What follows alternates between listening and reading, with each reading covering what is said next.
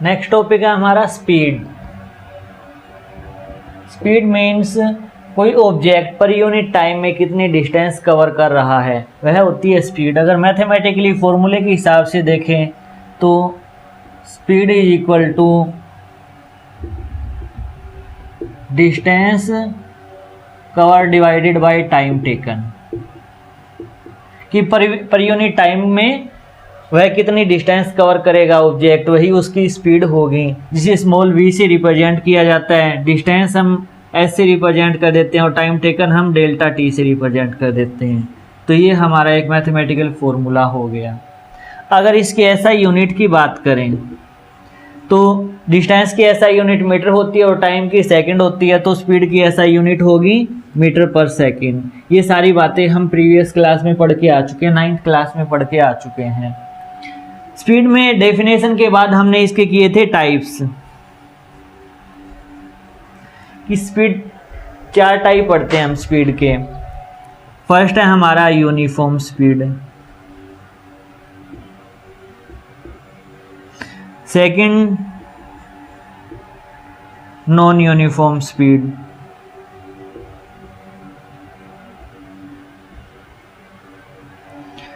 Third average speed, और fourth instantaneous speed. तो सबसे पहले बात करते हैं यूनिफॉर्म स्पीड की।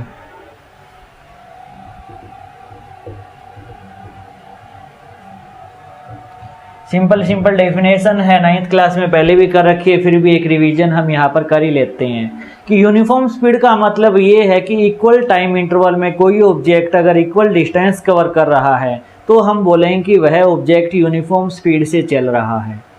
यानी equal distance covered in equal interval of time, ये होती है हमारी यूनिफॉर्म स्पीड। कि पार्टिकल पहले 2 सेकंड में 10 मीटर चला, अगले 2 सेकंड में भी वह 10 मीटर चल रहा है, फिर नेक्स्ट 2 सेकंड में भी वह 10 मीटर चल रहा है। तो कंप्लीट हम यही मानेंगे कि हर सेकंड में उसकी स्पीड हमारी कांस्टेंट आ रही है, तो वह एक यूनिफॉर्म स्पीड से चल रहा है। सेकंड है हमारा नॉन यूनिफॉर्म स्पीड,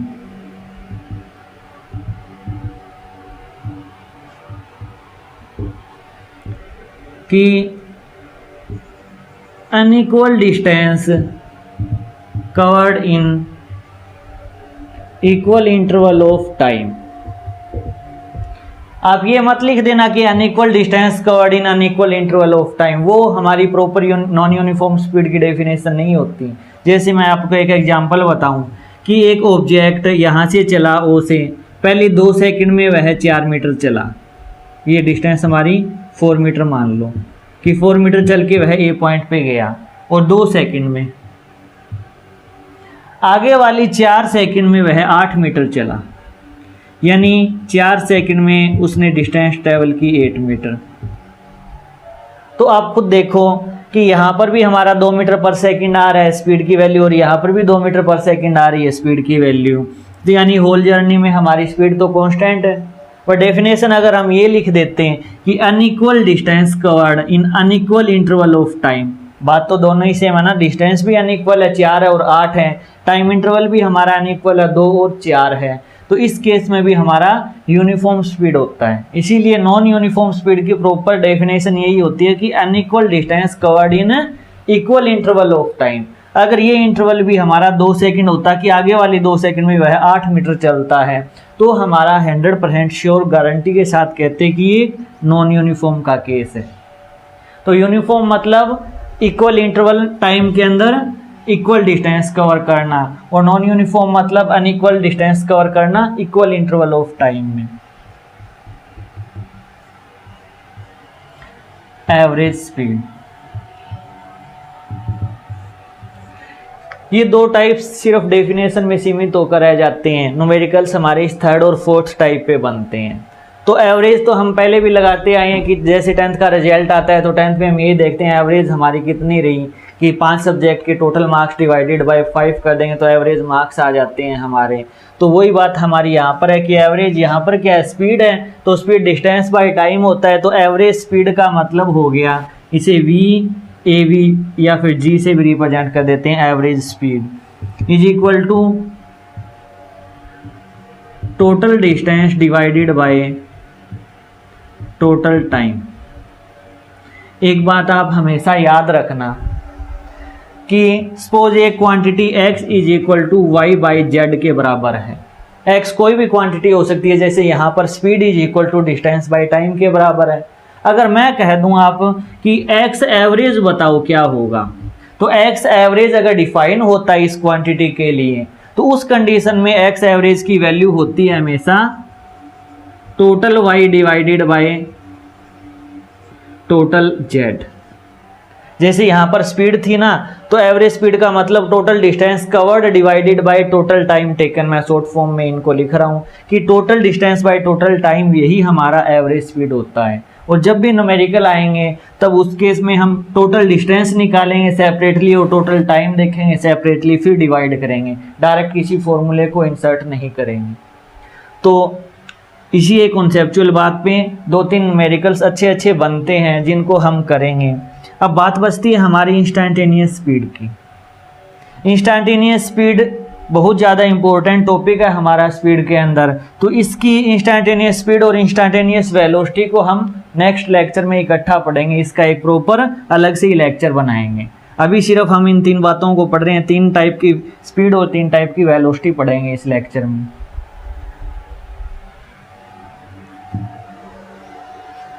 तो uniform speed, non uniform speed, average का मतलब total distance cover divided by total time taken, ये चीज हमें याद रखनी है। जैसे एवरेज स्पीड के न्यूमेरिकल की बात करें कि कोई एक बंदा ए से बी गया, सपोज यह है 30 मीटर पर सेकंड की वैल्यू स्पीड से गया ए से बी की तरफ, फिर वह बी से वापस आता है 20 मीटर पर सेकंड की स्पीड से, और पूछ लिया गया फाइंड वी एवरेज, बताओ क्या होगा कि एवरेज स्पीड की वैल्यू कितनी होगी, कैलकुलेट करो। कंडीशन ये है कि एक पार्टिकल ए से बी पॉइंट गया 30 की स्पीड से और वापस आया 20 की स्पीड से, और हमें फाइंड ये करना है कि इसकी एवरेज स्पीड की वैल्यू कितनी होगी। तो इसका सॉल्यूशन करते हैं हम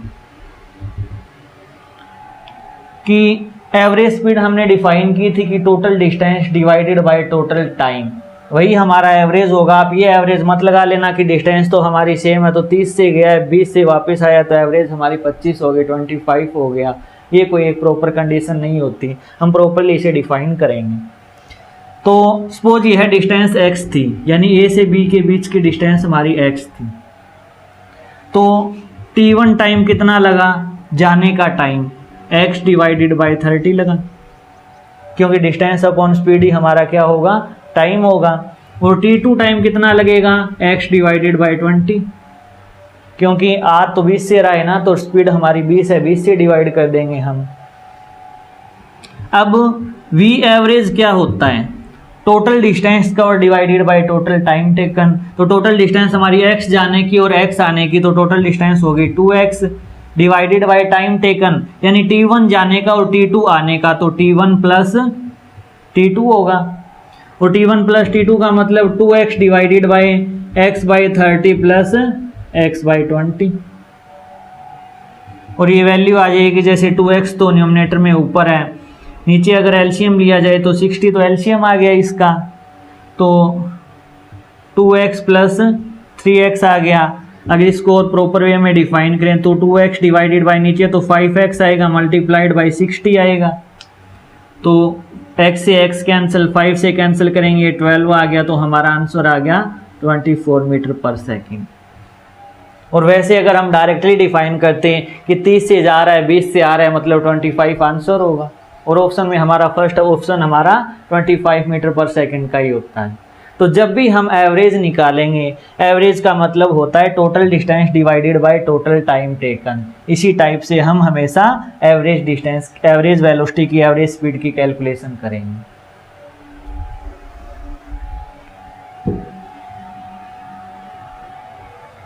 कई बार ये भी पूछ लिया जाता है कि एक पार्टिकल ए से बी गया, जाने की स्पीड दे दी हमें 40 मीटर पर सेकेंड, और फिर वह बी से वापस ए पे आ गया, और अगर इसकी एवरेज स्पीड 48 मीटर पर सेकेंड हो तो फाइंड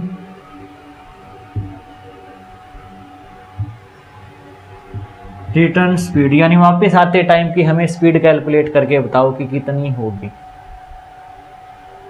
आने वाली स्पीड हमें कैलकुलेट करनी है।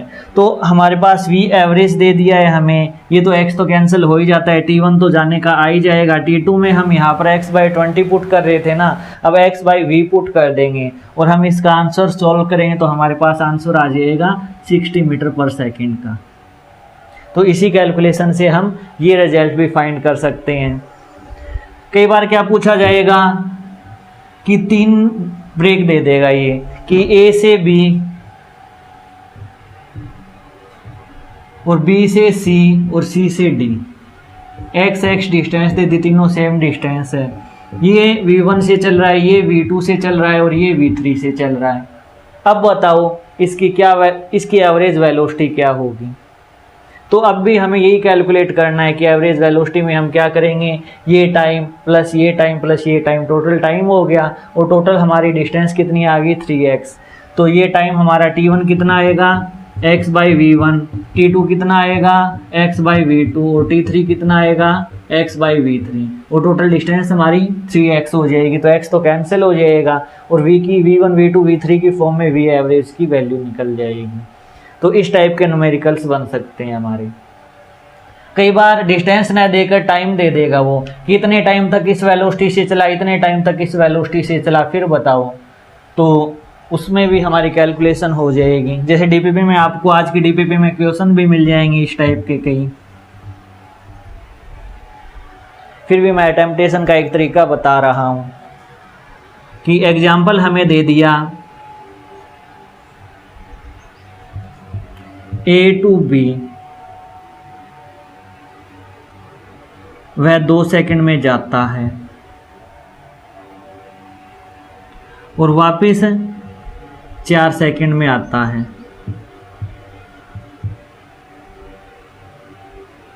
यानी जाने का टाइम 2 सेकंड हो गया, आने का टाइम 4 सेकंड हो गया, कोई भी अननोन टाइम दे दिया t1 और t2। अब फाइंड करो कि इसकी एवरेज स्पीड कितनी होगी। तो एवरेज स्पीड में तो हमने ये डिफाइन किया है कि टोटल, और इसमें ये डिस्टेंस भी गिवन होगी हमारी कि ये डिस्टेंस हमारी 20 मीटर की डिस्टेंस मान ली हमने कि 20 मीटर ए से बी की डिस्टेंस। अब अगर हम वी एवरेज निकालें तो वी एवरेज हमारी टोटल डिस्टेंस यानी 20 जाने की 20 आने की टोटल डिस्टेंस तो 40 हो गई, और टोटल टाइम 2 जाने का और 4 आने का 6 सेकेंड हो गया। तो हमारा ये 20/3 मीटर पर सेकेंड आ गया एवरेज स्पीड की वैल्यू। तो अगर टाइम गिवन हो तो ये कैलकुलेशन बहुत ज़्यादा आसान हो जाती है। बट जब भी कंपटीशन का न्यूमेरिकल आएगा उस कंडीशन के अंदर हमें वेलोसिटी और डिस्टेंस से ही वास्ता पड़ेगा। यही एक इम्पोर्टेंट कॉन्सेप्ट बनता है एवरेज स्पीड के अंदर। तो वो सारी की सारी कैलकुलेशंस आपको करनी है। अब इंस्टेंटेनियस स्पीड को छोड़कर हम चलते हैं वेलोसिटी पर। टाइम सेविंग के लिए पूरा वेलोसिटी डिपार्टमेंट मैंने एक साथ लिख दिया है। जहाँ पर हम स्पीड में डिस्टेंस वर्ड यूज कर रहे थे वो वर्ड अगर डिस्प्लेसमेंट से रिप्लेस कर देंगे तो जो डेफिनेशन हमारी स्पीड की थी वही डेफिनेशन हमारी वेलोसिटी की बन जाएगी। जैसे हम स्पीड में पढ़ते थे डिस्टेंस अपॉन टाइम इंटरवल, तो यहाँ पर पढ़ लेंगे डिस्प्लेसमेंट अपॉन टाइम इंटरवल। वो स्केलर क्वांटिटी थी और ये एक वेक्टर क्वांटिटी है। इसमें डायरेक्शन का भी रोल होगा क्योंकि डिस्प्लेसमेंट वेक्टर क्वांटिटी होती है। एसआई यूनिट दोनों की सेम है क्योंकि डिस्टेंस और डिस्प्लेसमेंट की एसआई यूनिट मीटर होती है। फिर जो हमने टाइप्स पढ़े थे वो 4 टाइप्स हैं, इनकी डेफिनेशन वही सेम रहेगी। डिस्प्लेसमेंट को उड़ाकर डिस्टेंस को उड़ाकर डिस्प्लेसमेंट वर्ड इंसर्ट कर दो, सारी की सारी यही प्रॉपर डेफिनेशन आ जाएगी। फिर हमने वहाँ पर पढ़ा था कि इंस्टेंटेनियस स्पीड को हम आज के लेक्चर में डिस्कस नहीं करेंगे, इंपॉर्टेंट टॉपिक है, इसका एक अलग ही लेक्चर लगाएंगे। तो same to same instantaneous velocity को भी स्पीड के साथ पढ़ लिया जाएगा। अब बात करते हैं डायरेक्टली हमारे इस फॉर्मूले पे कि एवरेज स्पीड का मतलब total distance upon total time taken था, तो एवरेज वेलोसिटी का मतलब total displacement upon total time taken होगा। इनके कुछ एग्जांपल्स करते हैं कि एक ऑब्जेक्ट ओरिजिन से स्टार्ट हुआ, स्टार्टिंग में वह ए पॉइंट पे गया, ये 10 मीटर डिस्टेंस मानो, और इसने टाइम लगा दिया 2 सेकेंड। फिर यह ऑब्जेक्ट ए से बी पर गया, ये मानो 8 मीटर और आगे चला गया, इसमें भी उसने 2 सेकेंड लगाए। फिर वह बी पॉइंट से वापस ओरिजिन पे आ गया, तो बी पॉइंट से वह वापस ओरिजिन पे आया, इसने आते टाइम 3 सेकेंड लगाए। t इक्वल टू ये t1 है, ये t2 है और ये t3 है। तो t1 2 सेकेंड, t2 2 सेकेंड और t3 की वैल्यू 3 सेकेंड है। हमें बताना है कि जिस टाइप से हमने डिस्टेंस और डिस्प्लेसमेंट निकाले थे उसी टाइप से हम यहाँ पर निकालेंगे average speed and average velocity. कब कब फर्स्ट है हमारा O से A, सेकंड केस है हमारा O से A, A से B, थर्ड केस है हमारा O से A, A से B और B से वापस O केस। तो इन 3 केसेस के लिए एवरेज स्पीड और एवरेज वेलोसिटी डिफाइन करेंगे। तो O से A में डिस्टेंस कितनी है हमारी? O से A में डिस्टेंस 10 मीटर और टाइम 2 सेकेंड है, तो एवरेज स्पीड आ जाएगी 5 मीटर पर सेकेंड। डिस्टेंस और डिस्प्लेसमेंट एक यूनिफॉर्म मोशन के लिए सेम होता है, स्ट्रेट लाइन मोशन, तो 5 मीटर पर सेकेंड, क्योंकि distance is equal to displacement होगा। Same to same O A B straight line ही है, तो 10 और 8 18 हो गया, 18 डिवाइडेड बाई 4 9/2 मीटर पर सेकेंड आ जाएगा। सेम टू सेम 9/2 मीटर पर सेकेंड आ जाएगा। ये तो कॉमन सी बातें थी। अब बात करेंगे कि O से A, A से B और B से वापस O पर आ गया, तो टोटल डिस्टेंस यह कितना चला? 10 और 8 18, 18 और 18 36, यानी टोटल इसकी डिस्प्लेसमेंट थी 36 डिवाइडेड बाय टोटल टाइम 2 और 2 4, 4 और 3 7, तो 7 36 डिवाइडेड बाय 7। अब यह पार्टिकल O से चला था, घूम फिर कर वापस O पर आ गया, तो इनिशियल और फाइनल पोजीशन तो इसकी सेम है ना, तो सेम पोजीशन होने के कारण इसकी डिस्प्लेसमेंट 0 हुई। 0 डिवाइडेड बाय समथिंग हमारा 0 ही आंसर होगा। तो एवरेज स्पीड और एवरेज वेलोसिटी हम एक सिंपल कैलकुलेशन से इस टाइप से निकाल सकते हैं।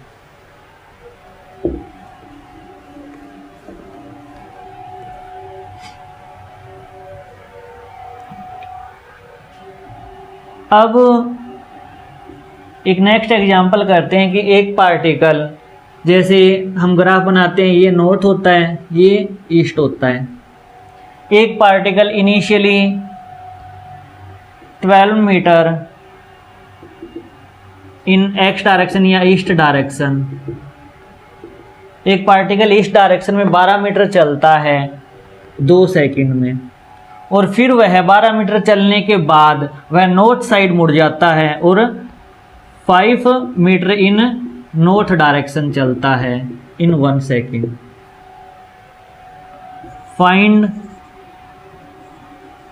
Average speed and average velocity. Average velocity में वैसे मैग्नीट्यूड की बात कर रहे हैं हम, यहाँ पर डायरेक्शन का भी रोल होता है। जैसे O से A में जाएंगे तो डायरेक्शन हमारी O A कैप होगी, हम यहाँ पर डायरेक्शन भी लगाएंगे, बट हमने तो यहाँ पर मैग्नीट्यूड को कैलकुलेट किया है, डायरेक्शन का भी रोल करेंगे। एक बार हम सिर्फ और सिर्फ एवरेज स्पीड और एवरेज वेलोसिटी का कॉन्सेप्ट समझ रहे हैं, तो डायरेक्शन को एक बार छोड़ो, सिर्फ और सिर्फ मैग्नीट्यूड की बात चल रही है यहाँ पर। तो इसका सॉल्यूशन देखते हैं। जैसे ग्राफ में वह पहले O से A पॉइंट पे गया और ये डिस्टेंस थी 12 मीटर, फिर वह O से B पॉइंट पे गया और ये डिस्टेंस थी 5 मीटर, और टोटल टाइम लगा इसे 3 सेकेंड, 2 और 1 3 सेकेंड। अब अगर बात एवरेज स्पीड की जाएगी, वी एवरेज की जाएगी, तो यह कितना चला? 12 और 5 17 चलाना, तो 17 डिवाइडेड बाय 3 मीटर पर सेकंड आएगा। अगर मैं बात करूं एवरेज वेलोसिटी की कि O से अगर B डायरेक्ट अगर डिस्प्लेसमेंट कैलकुलेट करें तो ये डिस्प्लेसमेंट आएगी 13 मीटर। तो 13 मीटर डिस्प्लेसमेंट के लिए V एवरेज का मैग्नीट्यूड कितना आएगा, 13 डिवाइडेड बाय 3 मीटर पर सेकंड। तो इस टाइप से हमारे न्यूमेरिकल्स बनेंगे एवरेज स्पीड और एवरेज वेलोसिटी के ऊपर। एक हमने अच्छा सा एग्जांपल सर्कुलर मोशन में किया था कि डिस्टेंस और डिस्प्लेसमेंट बताओ।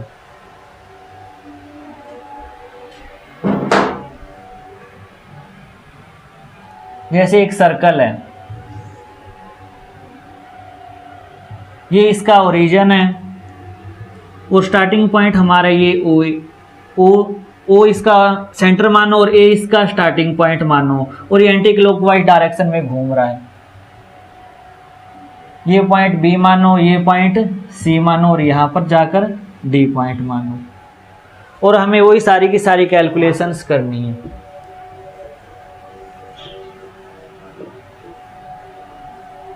वहाँ पर डिस्टेंस और डिस्प्लेसमेंट निकाली थी, यहाँ पर एवरेज स्पीड और एवरेज वेलोसिटी कैलकुलेट कर लेंगे।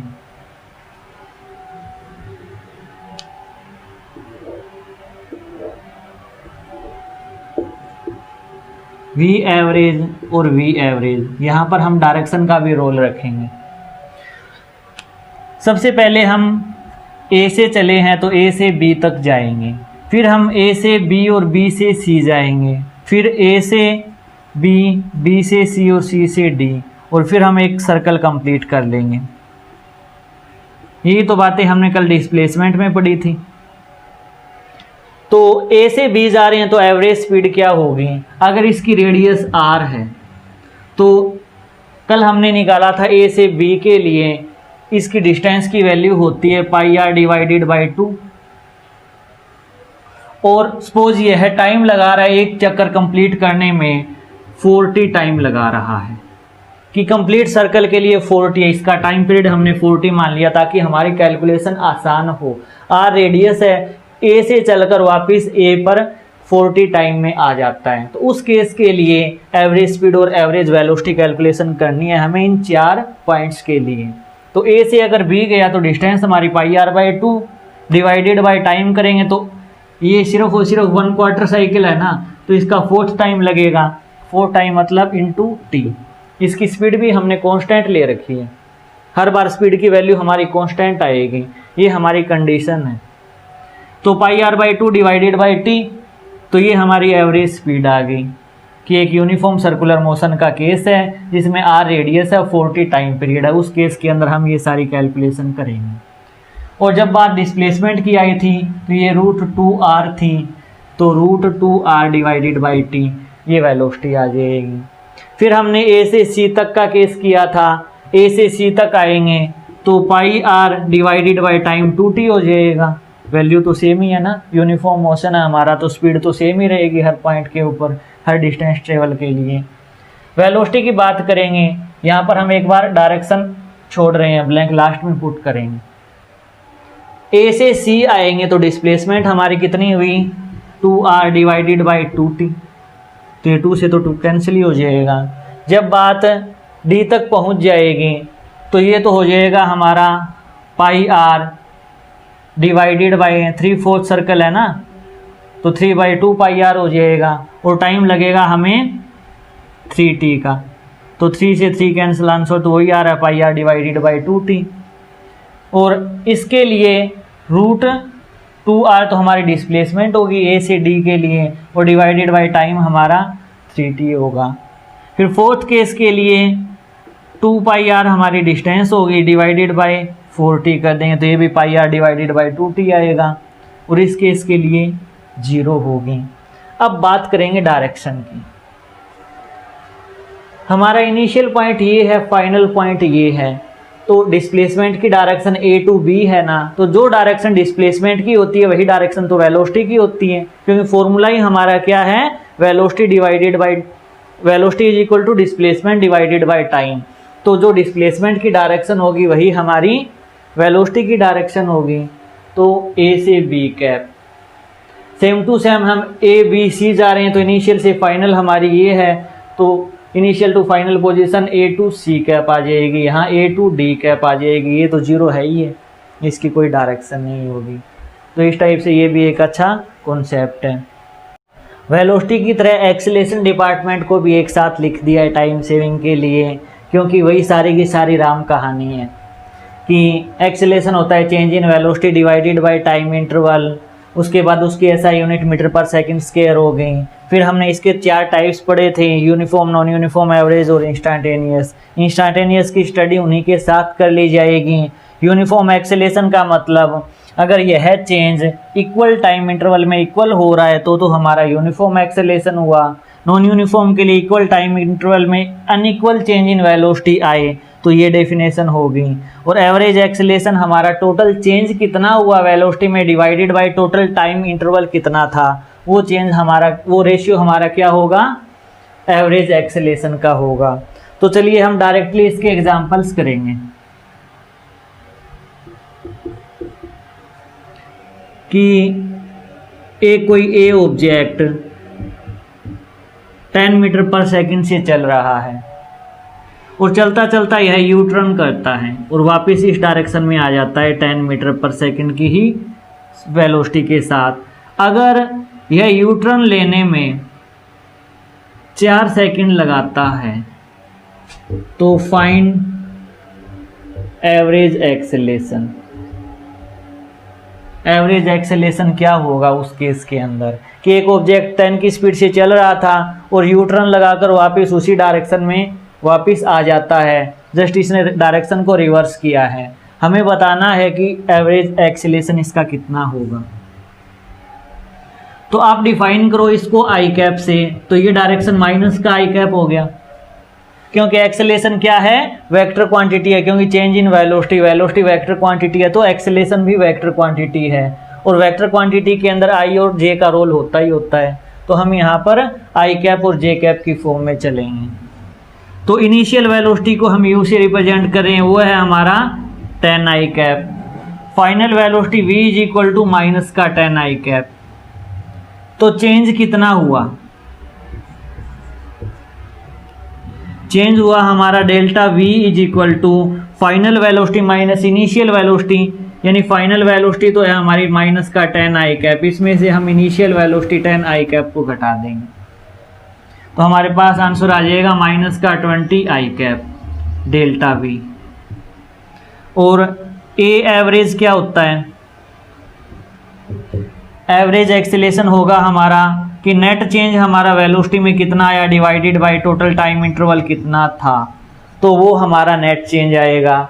तो नेट चेंज माइनस का 20 आई कैप आया और टाइम इंटरवल हमारा 4 सेकंड दे रखा है कि यह यहाँ से यहाँ तक वापस घूमने में 4 सेकंड लगाता है।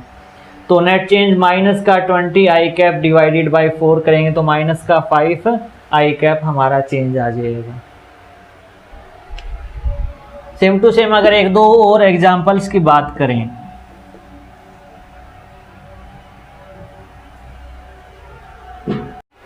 सपोज एक पार्टिकल यूनिफॉर्म सर्कुलर मोशन कर रहा है, ये इसका ओरिजिन और ए पॉइंट से वह चला। इनिशियली ये कांस्टेंट वेलोसिटी है, यूनिफॉर्म मोशन है, तो इसकी 10 मीटर पर सेकंड हमने वेलोसिटी मान ली। सपोज यह complete rotation t is equal to 8 second में कंप्लीट करता है, यानी एक राउंड कंप्लीट करने में 8 सेकंड लगा रहा है। अब यह ए पॉइंट से बी पॉइंट पहुंच जाता है और सी पॉइंट पहुंच जाता है। जब यह ए से बी पहुंचेगा तो हमें बताना है एक्सेलेरेशन क्या होगा ए टू बी में, और हमें एक्सेलेरेशन बताना है अगर यह ए से सी में पहुंचा तो क्या होगा। इन दो चीज़ों की कैलकुलेशन करनी है हमें। अब आप ये मत समझना यूनिफॉर्म सर्कुलर मोशन है तो यूनिफॉर्म मोशन के लिए एक्सेलेरेशन की तो वैल्यू 0 होगी। यहाँ पर डायरेक्शन तो चेंज हो रही है ना, और एक्सेलेरेशन के पास मैग्नीट्यूड और डायरेक्शन दोनों ही होती है। अगर किसी एक में चेंज हुआ तो वैल्यू तो हमारी चेंज होगी। तो सबसे पहले हम देखते हैं ए से बी का मोशन कि ए से बी के लिए u की वैल्यू कितनी है। ये आप मानो अगर x और y मानते हैं तो ये हमारा j कैप हो गया, और ये हमारी डायरेक्शन होगी माइनस का आई कैप। तो इनिशियल वेलोसिटी तो हमारी 10 जे कैप हुई और फाइनल वेलोसिटी हमारी माइनस का 10 आई कैप हुई। अब जो एक्सेलेरेशन आएगा ए टू बी में वह आएगा फाइनल वेलोसिटी माइनस का initial velocity divided by time. अगर यह कंप्लीट राउंड 8 सेकंड में लगा रहा है तो इतना राउंड 2 सेकंड में लगाएगा तो 2 से डिवाइड कर देंगे, यानी माइनस का 5 आई कैप माइनस का 5 जे कैप। ये हमारा आंसर आया एक्सेलेरेशन का। सेम टू सेम अगर बात करें हम ए टू सी की कि यहाँ से यहाँ चला गया तो इसका टेंजेंट इसकी डायरेक्शन होगी नीचे की तरफ 10 मीटर पर सेकंड मानो इसकी डायरेक्शन। तो इनिशियल वेलोसिटी हमारी क्या है 10 आई कैप, फाइनल वेलोसिटी हमारी क्या है माइनस का 10 I cap, sorry ji J cap है, वही डायरेक्शन है। ये जे कैप और ये माइनस का जे कैप है। तो एक्सेलेरेशन जो आएगा एवरेज एक्सेलेरेशन ए टू सी में वह आएगा final velocity minus initial velocity minus का 10 जे कैप में से 10 जे कैप को घटा देंगे डिवाइडेड बाय टाइम।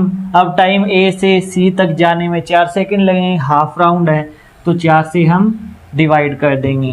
तो यह आया माइनस का 20/4 का मतलब माइनस का 5 जे कैप हमारा आंसर आया। तो इस टाइप से हमें एवरेज एक्सेलेरेशन की कैलकुलेशन करनी हो।